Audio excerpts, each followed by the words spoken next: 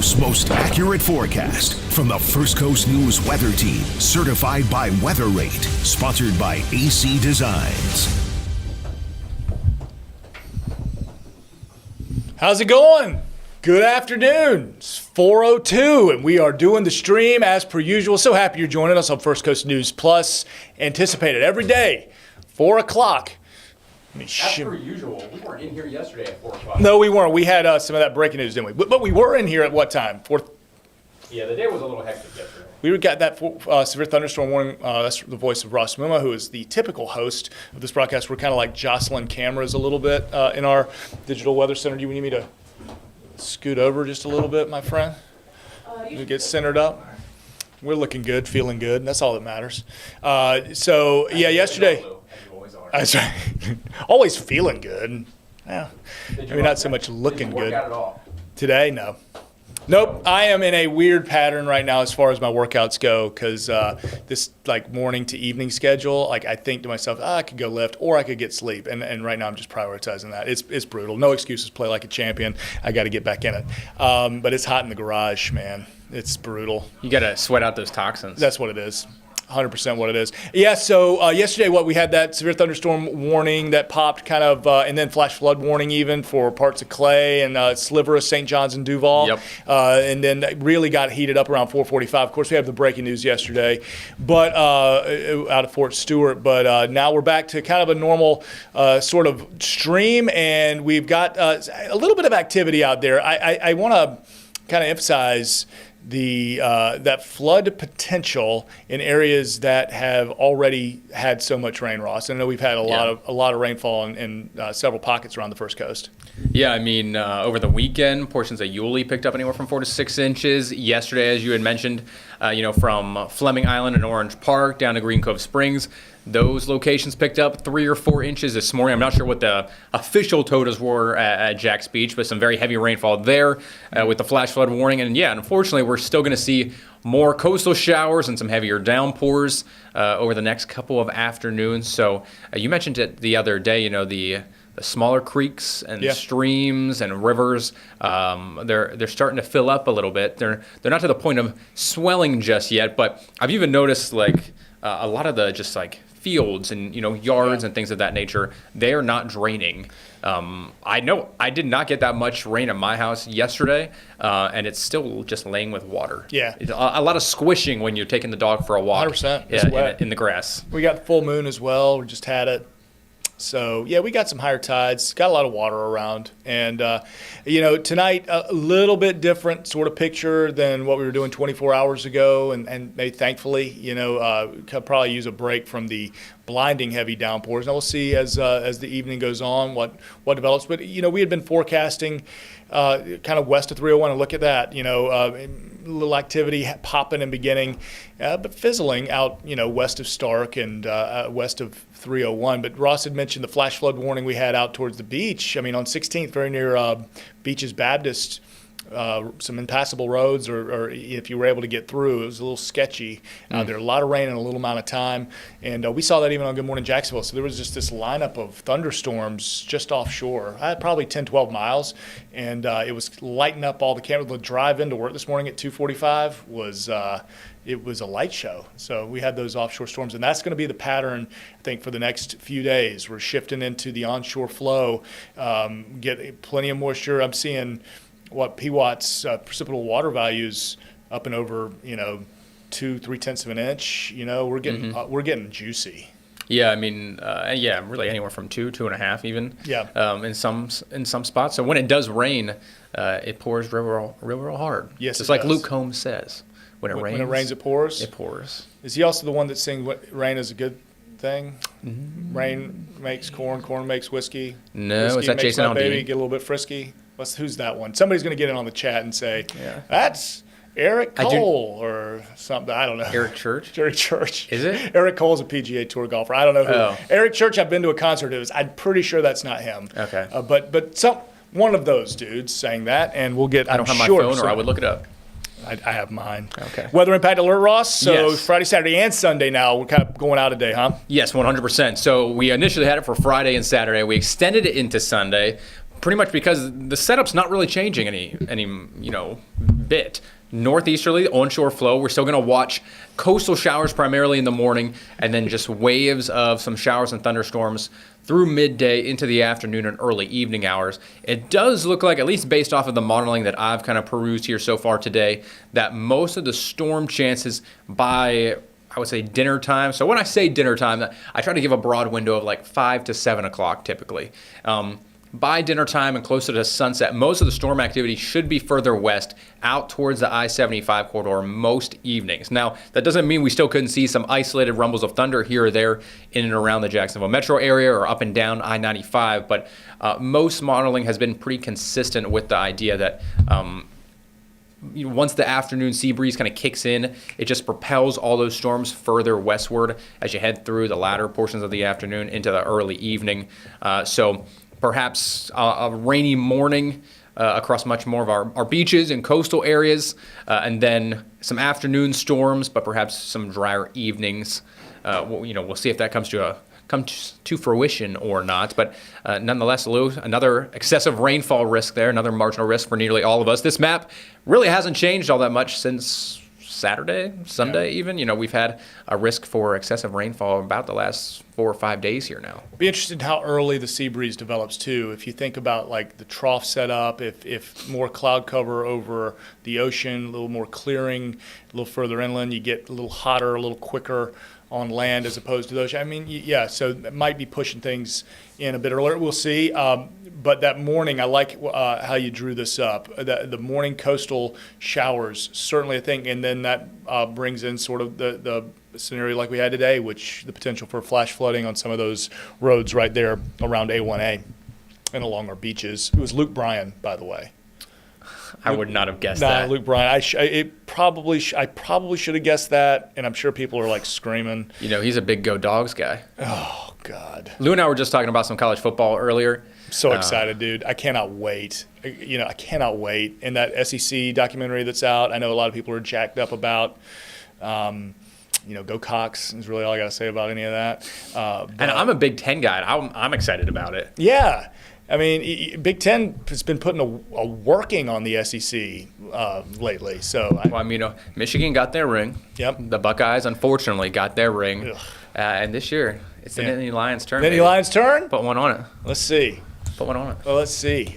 So we are getting so close to football. That with that in mind, we were talking about high school football practices happening right now. We got two-a-days. Every morning, my drive home involves watching those Bulldogs get after it in the morning. So they're working hard. Everybody's getting ready. Got first games coming up. It'll be Friday Night Lights before we know it. And you said they were out there real early. Early. I mean, I leave here at 7:30ish to get home to get back after Good Morning Jacksonville. They're working. Got to beat the heat. Got to beat the heat. And then you got to go embrace the heat in the second round. And we've been talking about this a lot. That afternoon and evening forecast for practices is just they'll play in the rain. Obviously, you got to get that in. You got to work on that. And sometimes the rain is a good thing. Luke Bryan, thank you, for strategic purposes. But once that lightning starts popping, you just can't fool with it. And nowadays, as opposed to when I was playing sports, maybe you had it.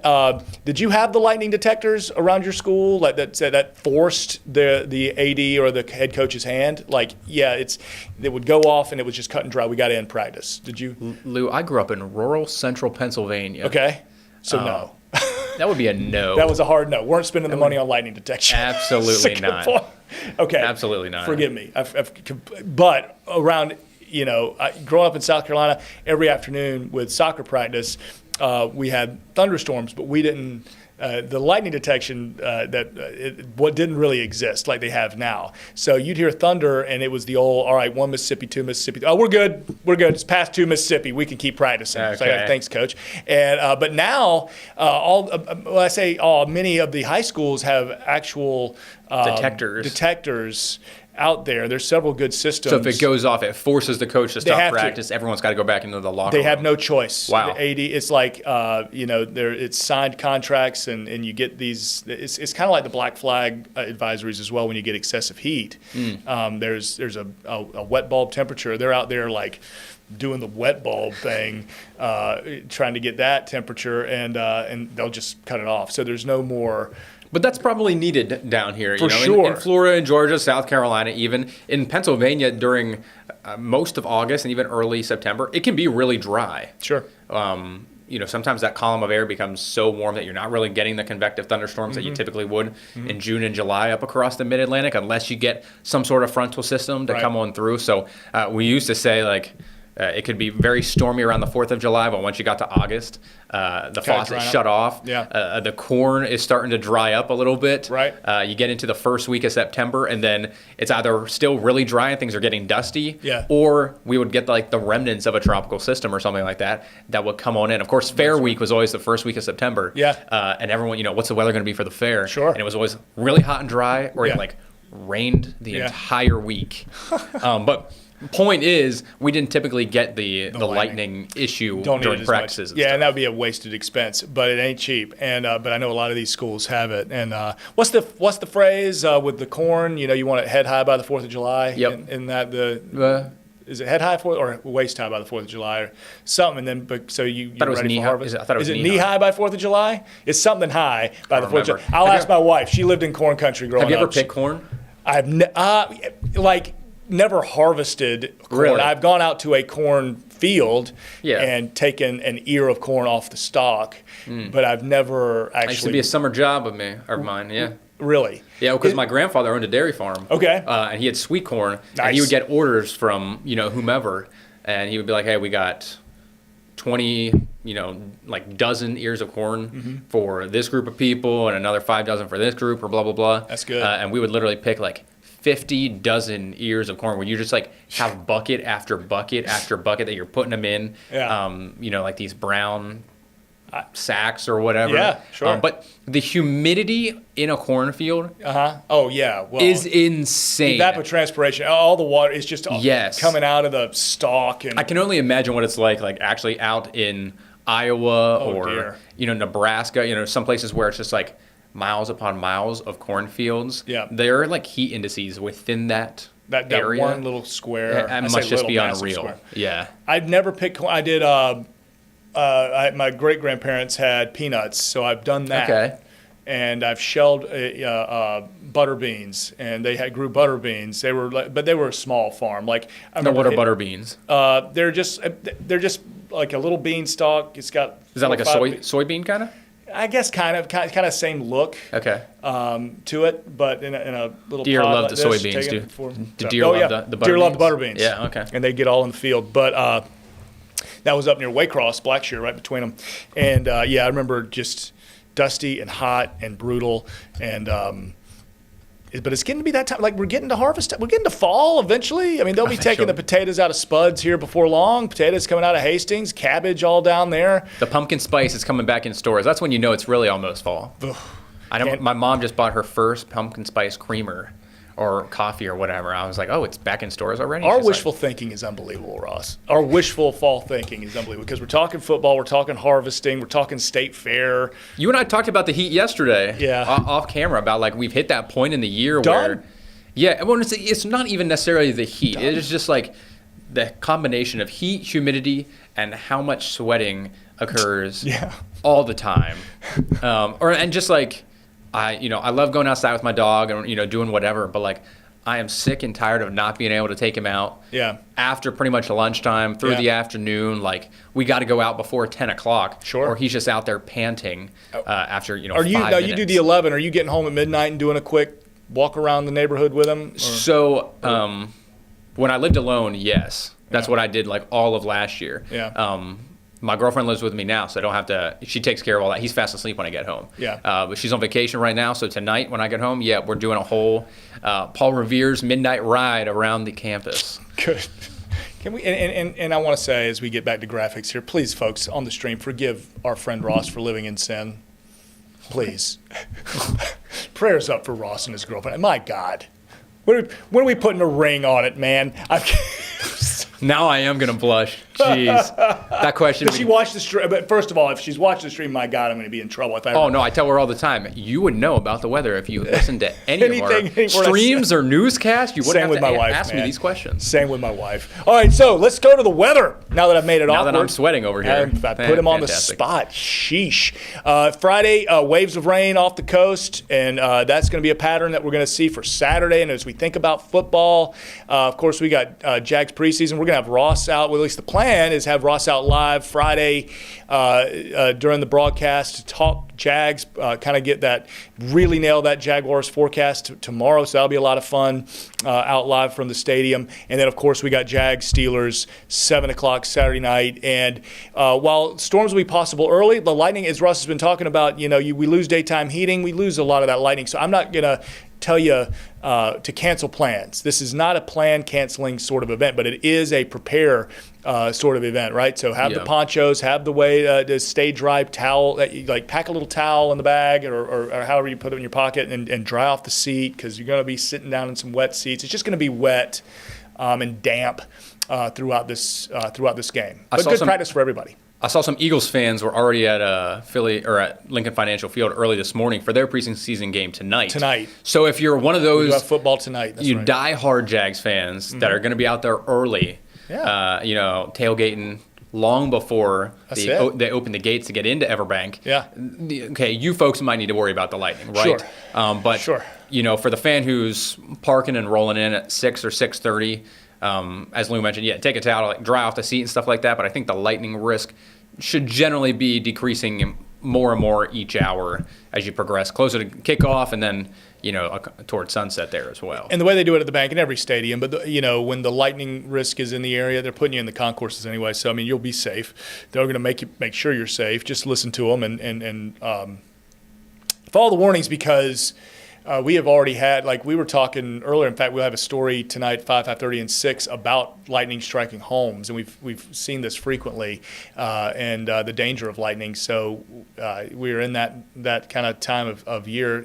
Ahead to Sunday, keeping that weather impact alert. So we're talking about rain overnight, morning and afternoon and evening. So this isn't but not an all day. Right. But yes. There's going to be pockets of dry time. Excellent point. You might even get some sun to work its way in there, but you have a chance for rain almost 24/7. Correct. So, a lot of mornings we'll get on Good Morning Jacksonville during these months, and it's bone dry, and it's just see in the afternoon. We'll talk about it in the afternoon. Wait, and this is going to be firing off 2 to 6.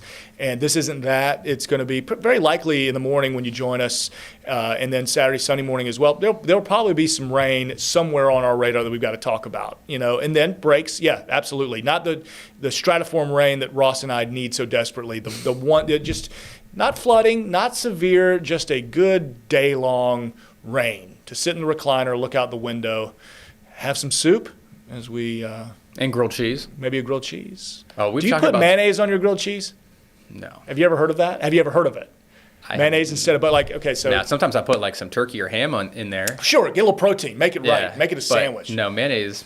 So. That seems strange. I've had it. It's not terrible. That sounds like a call for help. It's not terrible. All right, I'm not. So you put it on. You can put it on the outside instead of the butter, like you put on the bread. A little mayonnaise on it. Okay, Will Levis, big mayonnaise guy over there. Oh man, see, actually, if I think about that, I will be sick.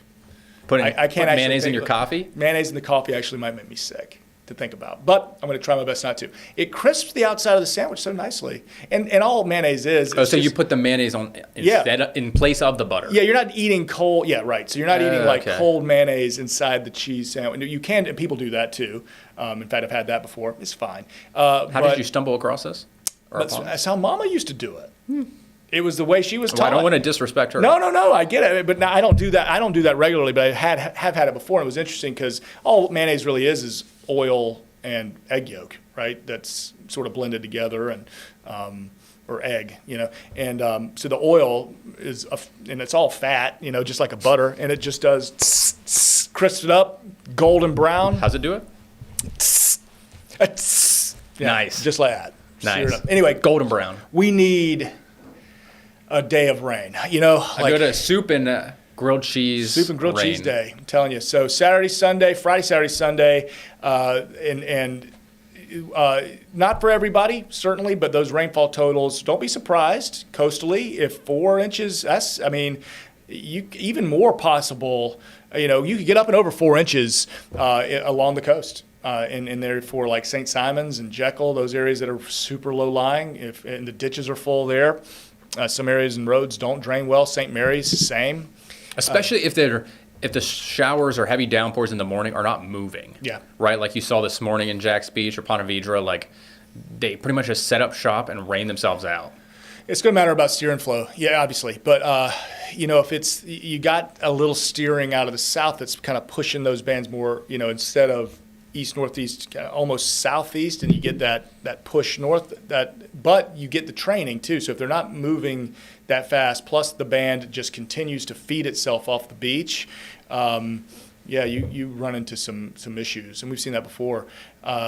Tropics talk. It is 422 after all, and it's time we dive into talking tropics. Post-tropical Dexter. Okay.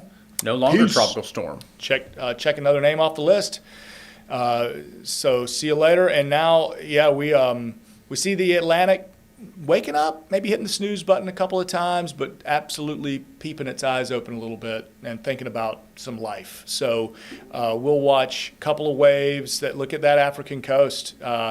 It's amazing how these all start as waves of thunderstorms, coming off the African coast, and then the wave gets a little organized, gets a little bigger, butterfly flaps its wings. It's wild, long track, get philosophical here, kind of crazy, Mother Nature. But we will watch a couple, this current wave that has that medium risk of development, Ross, it's most likely that recurve back out into the Atlantic. Yeah, may strengthen, right, and could become our next named storm, which would be Aaron. Yep. But yeah, it looks like it's going to be a recurver back into the North Atlantic, and more than likely not going to be a concern, not only for us here on the First Coast, but for the eastern United States. Yep. And Canada, for that matter. And now longer range, Hurricane Center hasn't highlighted anything yet, but there will be more to come, and we will watch, because this is we're getting to that area where the breeding ground is getting a little bit further east. So you still certainly could get the ones that develop in the Caribbean, the Gulf. We didn't see too many of those scenarios this season, not the quick little spinner-upper. We did have those coastal lows and troughs like we've been dealing with this week and this weekend. But so we'll continue to watch out a little bit further east now as longer track waves off of Africa kind of get going, get active. But in the meantime, concern yourselves with less of the aggregators and social media meteorologists, or not meteorologists, social media, just people that want to share the worst case scenarios. There's a lot of those out there. We're just going to show you what we know right now, and no reason to believe anything online past 10 days, really. Nope. And so why I come down to, as we do look at the 7-day forecast, kind of drink that in as we talk about this, but beyond to prepare adequately for a hurricane. I mean, we've been, obviously at the beginning of the season, you're getting your kit ready, your evacuation zone, your routes, and even if you don't at this point, you still have so much time. So even if, we're doing 7 to 10 days out forecasting or beyond, all that does is worry people. All that does is make people anxious anyway on an outcome that's not likely, or at least just as likely as anything else potentially happening. It's a 1 out of 500 that one of these model runs that shows a worst case scenario 300 hours out comes to fruition, and then the people who showed it were like, well, look, we were right, but you didn't talk about the 499 other times it was absolutely dead wrong and nothing happened. So just keep that in mind. Don't be anxious. Just know that we'll, once we have a good beat on something 7 days and then 5 days, you've got plenty of time to prepare and focus. Well, if you think, even sometimes with the long range models, right, they're looking in West Africa and perhaps at a front up towards far eastern Russia, like Siberia or Alaska. And in 10 days 100%. time, then they could come together. And if that front moves past us, recurves it north, and the storm's not a thing, so it's it's trying to look at systems that are 2,000, 3,000, 4,000 miles away from where we're at right now. So a lot of space for those systems